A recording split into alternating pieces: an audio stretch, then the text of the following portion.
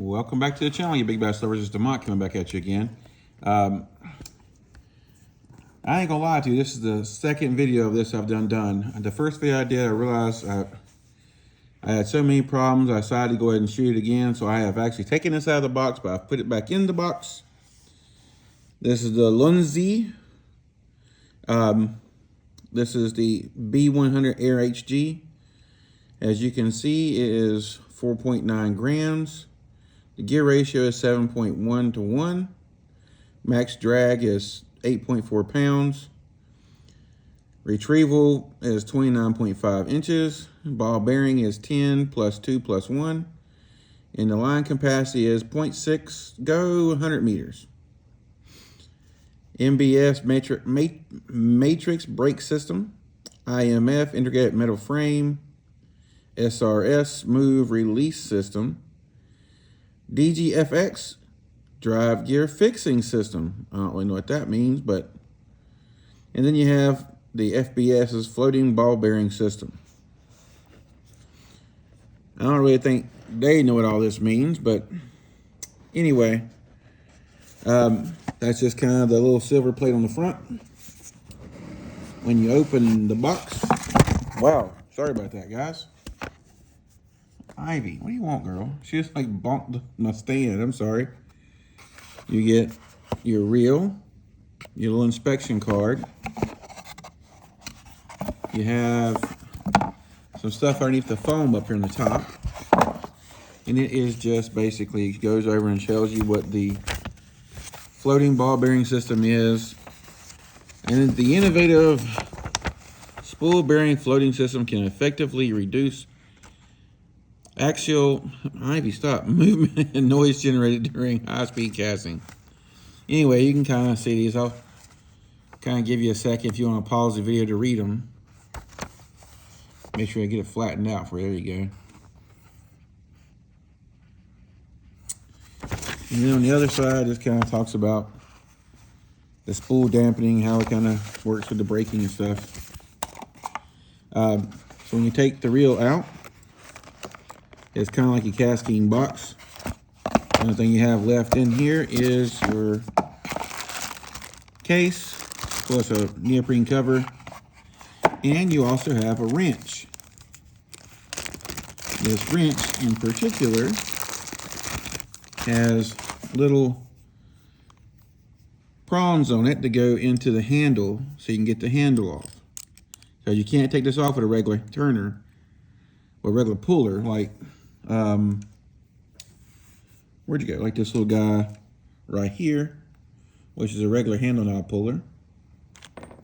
You have to use this. And of course it does get your nut off too as well if you want to do that. The reason why I had to redo this video is my side plate was on here so tight.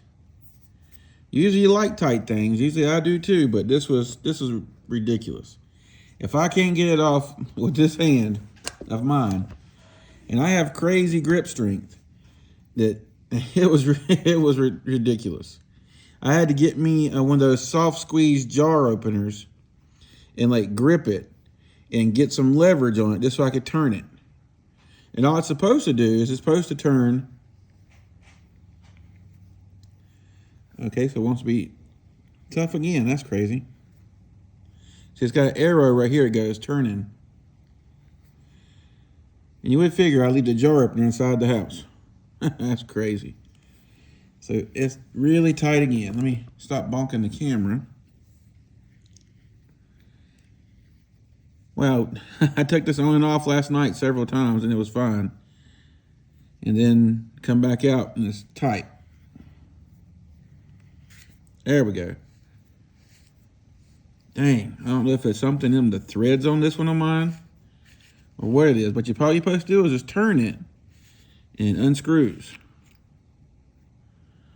Let me look for something in my threads. I'm thinking that's what, I think that's what it is right there. I can see it in these threads. Yeah, it's coming off of my fingernail, so. Yeah, you can see where the paint on this aluminum is coming off. There is something in those threads right there. Is that all grease? What the heck is that right there? Yeah, it's all grease. Okay. So, but you can see it on here as well. See it? There's something in my threads. Let me take this cloth and wipe this down real quick. Give me a second, guys.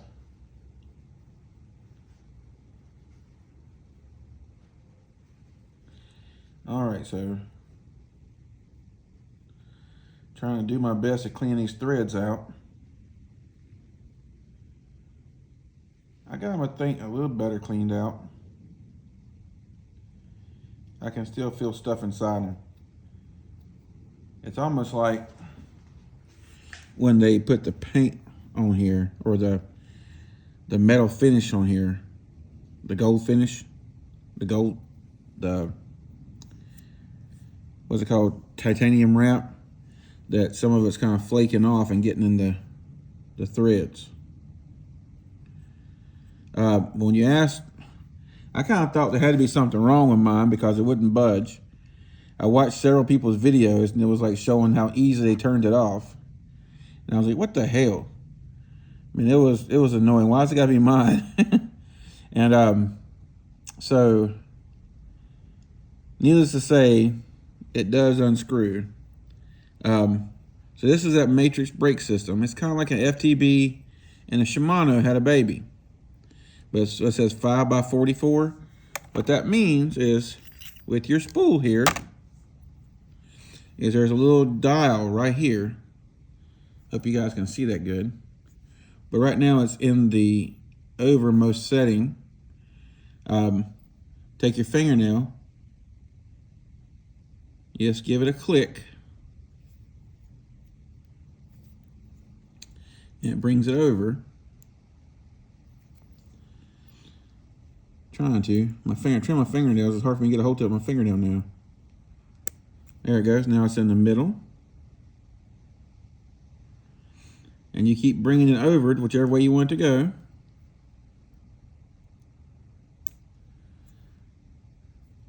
So now it's in the middle. Then you can bring it over to the other side.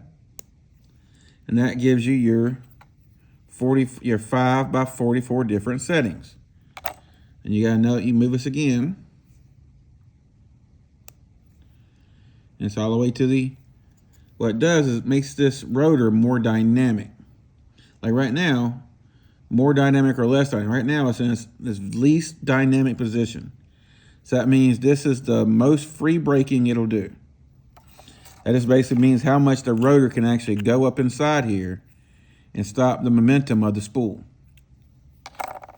And then when you, of course, you take it back the other way, this is the most dynamic it can be.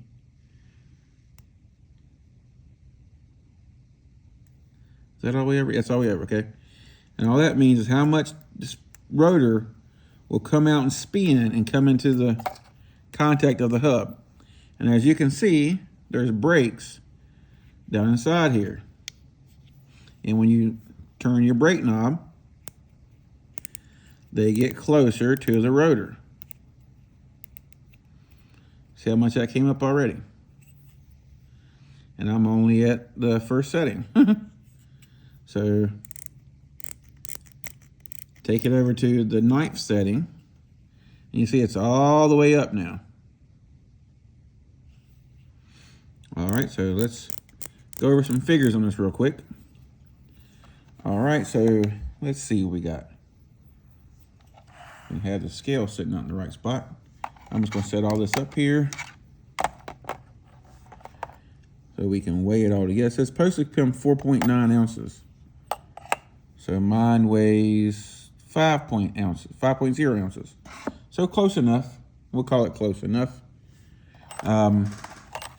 What I was saying is when you contact their customer service, they're in China, and they have lots of vendors and stuff that sell these reels for them. And I ordered it directly on their website, and they asked me where I ordered it from, and I ordered it from you. And I guess I didn't realize that they have all these vendors out there. Just because you ordered through their website, the vendors actually ship it to you. They don't ship it to you. You see, it comes with orange seal bearings, orange seal ceramics, and mine free spools really well. I know some of the other ones can say it's not that great of a free spool. Mine is one of the best non-$300 BFS reels I've got as far as free spool goes. Spool weighs 8.28 grams. That's with the bearing and the rotor, of course. So it's probably about a 7.5-ish gram.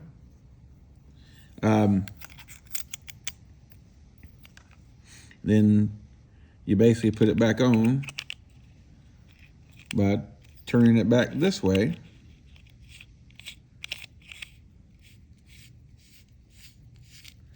Yeah, it feels way less gritty right now. I'm just turning it up on here. And you'll turn until it gets your brake knob. Your brake knob will be over here. And you can see it goes back down to the 0 position. And then this is the sound of your drag clicker, your star drag, your spool tension knob. Thought it clicked, maybe I'm off. It does click. Very faint clicks. Bring it back out. Well, they're not that faint. They're being light clicking when I first was doing it on there. All right, now it's on the 0 position. It is pretty much good loose spool. Look at that free spool and that go. This is the non-DC version. They also make a DC version of this, which is app controlled through your phone. I was thinking about getting that one, but I thought, let's just try this reel. This one's like $100 cheaper almost. So I'll get this one and try it out. Let's see. What rods do I have here? I want to look at it on. Okay, I had a person complain about me always showing you how the reel actually sits on the rod, which I don't understand why. They said, I know why it was. It was actually the person who, he's from High Star. He subscribed to my channel when they sent me some of their products, or His Star or High Star, whatever you want to call them. But anyway, when I told you guys how the reels, how like this reel here in particular sets on a Fuji reel seat, and it has a pretty big gap in it on a Fuji reel seat. Now, it sets really good. Like this is a Mega Bass, this is the Loongze, and that of course is an Orchi X10. It sits really good on the Mega Bass, but it doesn't set good on a Fuji reel seat, and it don't.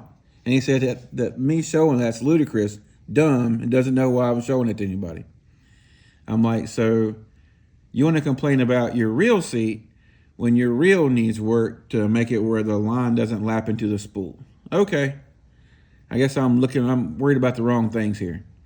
But I do this on every one of my videos. I kind of go over and just kind of see how it sits on the reel seat. Like here it is on the Loongze. This is Loongze, I forget the name on it. I know it's the 6.4 light action. It's the F264 LF. This is one of the rods that originally got me into BFS fishing. I think they made these starting in 2019. They still make them. And I know Japan Lure Shop has these for, I think they're a little less than 200, I think now. But they're super light rods. I love the tip on these rods. It's not like a really soft, squishy tip like you get on a lot of the AliExpress 2-piece rods. I have this in the light, the medium light, and but their light is kind of like an ultralight. And I also have it in the medium. And then let me take this reel off of this rod. Okay, and this is the Major Craft Benkai. This is a Fuji reel seat. Let's see how this reel sits on the Fuji reel seat. As you can see, it says Fuji right here. Oops, sorry. Fuji right there. So how's it sit? It sits pretty good. Kind of minimal gap. He's like, it doesn't matter about the gap. I'm like, okay. If you tighten it down too tight, you're just gonna bust your threads. I'm like, all right, I've been around lots of high-end rods, cheap rods, everything. I know how hard I can tighten down a reel seat for it to start popping.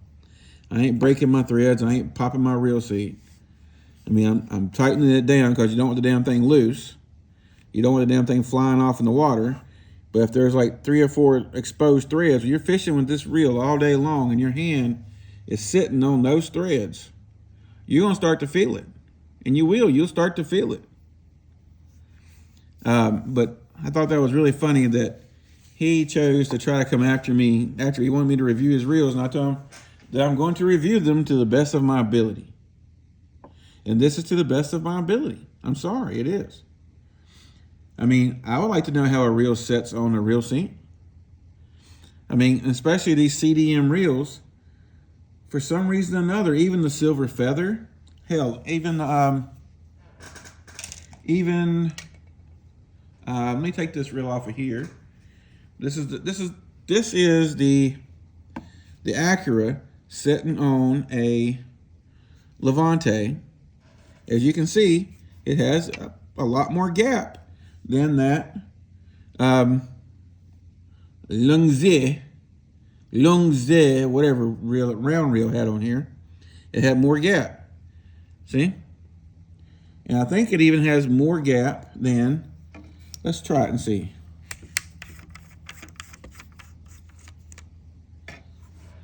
I'm gonna set this reel here. I want to say the reel foot on that one's even bigger, but the cheaper version of this reel, or it was cheaper anyway, this reel here for some reason got really cheap, and I don't understand why it got so cheap, but let's just see.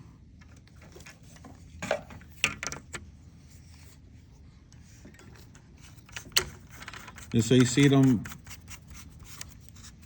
see? This reel seat fits better in here than the Acura does. I'm not trying to pull no punches, not trying to hide nothing. I'm not trying to say no bullshit about nobody else. But if you want my honest opinion, the Acura is a better caster than this reel. I mean, I wouldn't say it's better at casting every type of lure, but better in general. And the one main thing you don't have to worry about with the Acura is with this reel here, this High-Star or whatever you want to call it, it likes to, let me show you this area here. And I'm kind of getting off topic of what we're originally talking about here. Let me tighten it back down. So you see, this fits really good on here. But the other one, the cheaper version of this reel, does not fit in here good. It leaves a big gap. So that's what he complained about, was me talking, basically, I'm reviewing his reel, so he didn't like it, that I'm saying something bad about it. But anyway, both the reels, when they're spooling line, they like to throw it up on the sides. Especially on the other one when it has much more pronounced hips on the side of the spool. Hell, it's sitting there. Let me grab it so I can show you. Oh, I just ran across some bubble wrap. That's nice. Oh. I'm sorry, guys. I just had a procedure done. Had vein work done on my leg. It hurts. Having to wear compression pants and stuff right now. But this reel here, in their rod, it sits really well. But in the other rods, it does not. And as you can see, it has really big hips to the spool, or side pieces of the spool, wherever you want to call it. And this line constantly goes up on there, and it tries to make knots and stuff in your line. And sometimes it'll go up on here and it'll push down into the spool. This is 0.6 go, and this is 0.6 go. This is 8 pound leader, and this is a 6 pound leader on this one. But it's not the leader. It is actually the line goes down in there. And it'll push it up on top of the spool, and then it'll throw it down into the spool. And just to show you what they were complaining about me saying is, wow.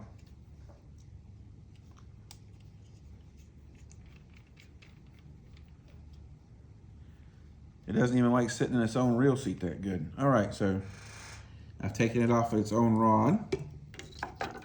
And now let's get the same Loongze up here.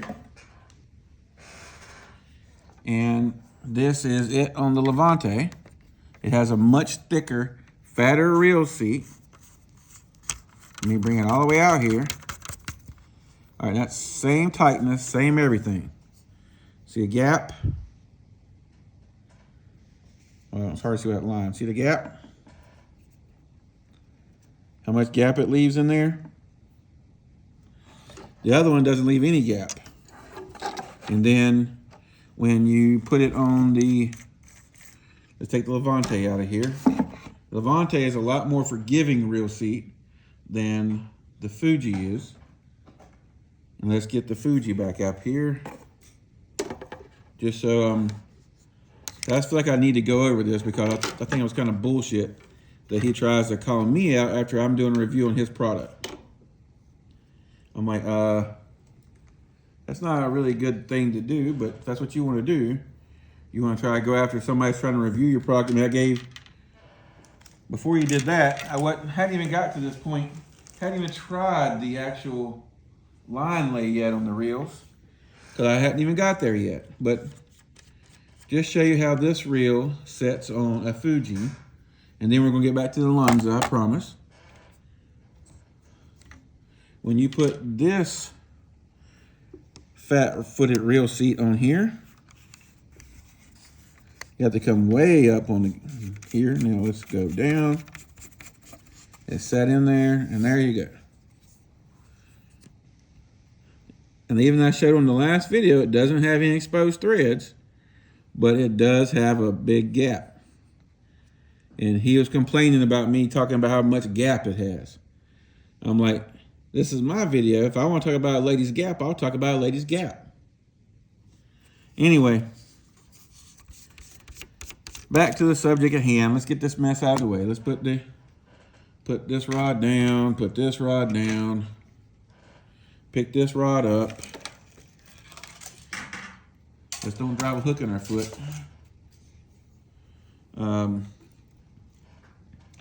And then it's crazy cheap at how cheap you can pick the Acura up nowadays. And the Acura, I got a few extra ones. I'm trying to get my son used to casting a bait caster. And I'm putting mono on them for him. I'm putting 6-pound mono. And I'm trying to get him used to casting it. Because he wants to be like Daddy and cast light lures with a bait caster. He recently graduated from his spin cast, and then he's starting to try to graduate from his spinning reel. So he wants to be like Dad and go to a BFS reel. Anyway, like I was saying on my previous video that I didn't post, I'm really impressed. I mean, it has kind of a somewhat geary, like shh feel to it. But other than that, it is actually very smooth. That free spool is very impressive. And look at that guy go. And I'm just barely kicking at it. Let's try again. Look here. I'm just barely giving it a flick with my thumb. I'm not winding the spool or winding the handle and trying to see if I can click it on. I'm just flicking it with my thumb. And it has a very impressive, let's take it the other way. The other way my thumb catches here too much, but it's still pretty impressive. It reminds me a lot of a Zillionaire or Millionaire by Daiwa. It has more of that look than a Conquest or Calcutta. So I think it looks kind of like a Millionaire. Right now, the spool is very loose on it, so we'll tighten the spool down some.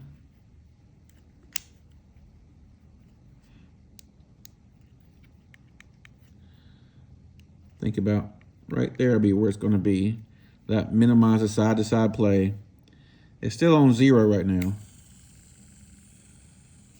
And look at that.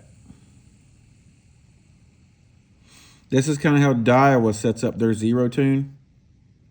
And I have it set to the highest dynamic setting in here. Look at that thing go. Now I'll show you how strong the brakes are.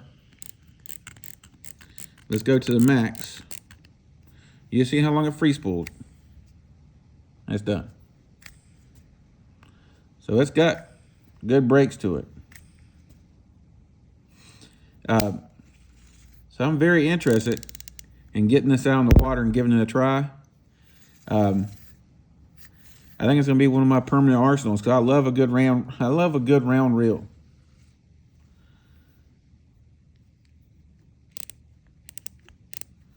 So, but anyway, I'm gonna go ahead and get off here. I'm just glad I finally got the side plate off and could show you what this reel is really about. I'm glad I redone the video because the other video was like 4 different parts and they all kind of came together really weird and I couldn't get them to edit right. So I'm glad I decided to go ahead and redo it. Anyway, if you have any questions about this reel, ask them down below. I'd be more than happy to answer them for you. And as far as the Hitstar reels goes, either one of them, the Auroras, they're good reels, but have asterisks beside them. You have to understand they do some weird stuff. And I think maybe if you take off, only put half the line on there, it would probably take away some of that line getting stuck up on top of the spool. But it shouldn't happen anyway. I've never seen a reel do it as much as that reel does it. It does it constant, over and over again. Now, the more expensive one, or the more expensive one, doesn't do it as bad as the cheaper one does. And from what I understand, the cheaper one is the newer one. The one that has like the cheaper brake system in it is the newer version, the newer Aurora from the other one. It doesn't have dynamic brakes, it has static brakes, where the newer one has the older one has dynamic brakes. But anyway, back to this. Like I said, if you have any questions, ask them down below. Subscribe to the channel, yada, yada, yada. I appreciate all you guys coming along with me. I've got a pretty good giveaway coming up when I get to 1,000 subscribers. I'm going to do a combo, a BFS combo. So if you guys like the sound of that, make sure you hit me a thumbs up, subscribe to the channel. You have to be a subscriber to win. Just remember that. I had lots of people commenting on my my last video, and they weren't even subscribers. So I couldn't even pick them. Anyway, guys, till next time, tight lines. Y'all stay safe, and I'll catch you on the next one.